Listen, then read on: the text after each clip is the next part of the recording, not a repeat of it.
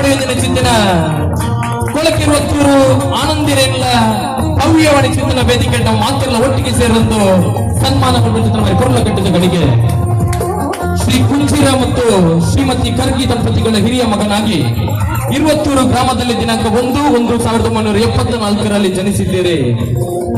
ಶ್ರದ್ಧೆಯಿಂದ ಏನಾದರೂ ಸಾಧಿಸಬಹುದು ಎಂಬುದಕ್ಕೆ ತಾವು ಏಕಲವ್ಯನೇ ಸರಿ. ಮಾತು ಬಾರದ ಮೂಕ ಪ್ರಾಣಿಗಳ ಮನಸ್ಸಿನೊಂದಿಗೆ ಮಾತನಾಡಿ ಶ್ರೀಕೃಷ್ಣನಂತೆ ಕೋಣಗಳ ಸಲಹುವ ಗೊಲ್ಲನಾಗಿ ವಾಯುಮಾರ್ಗದಲ್ಲಿ ಓಡಿಸುವಂತಹ ಚಾಣಕ್ಯ ಸಾರಥಿಯಾಗಿರುವಂತಹ ತಮಗೆ ಸರಿಸಾಟಿ ಯಾರೂ ಇಲ್ಲ.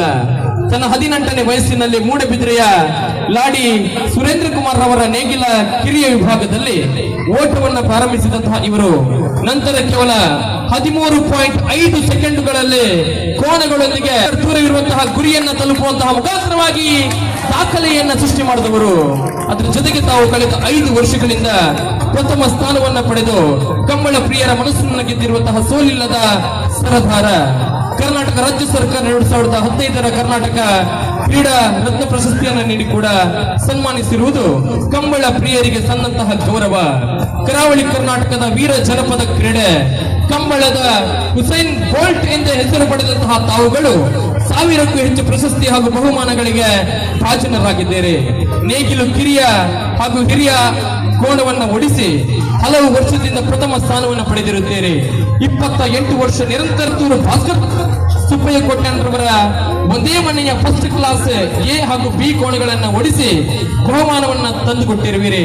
ತನ್ನ 52ನೇ ವಯಸ್ಸಿನಲ್ಲಿ ಕೂಡ ಇವತ್ತಿಗೂ ಯಾವುದೇ ಕೋಣೆಗಳನ್ನು ಓಡಿಸಿದ್ರು ಕೂಡ ಬಹುಮಾನವನ್ನ ತಂದುಕೊಡುವಂತಹ ಅಪರೂಪದ ಓಟಗಾರ ಶ್ರೀಯುತ ಆನಂದ ಕೊಳಕೆ ಇರುವತ್ತೂರು.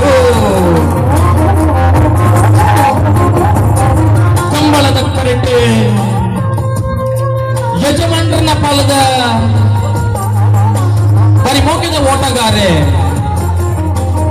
ಬಾಯಿ ಬರಂದಿ ಎರುಕ್ಲೇನೆ ಬಾರಿ ಮುಗಿಡ ಮಾನವನ ಚಿಂತನವರಿ ಚತುರೆ.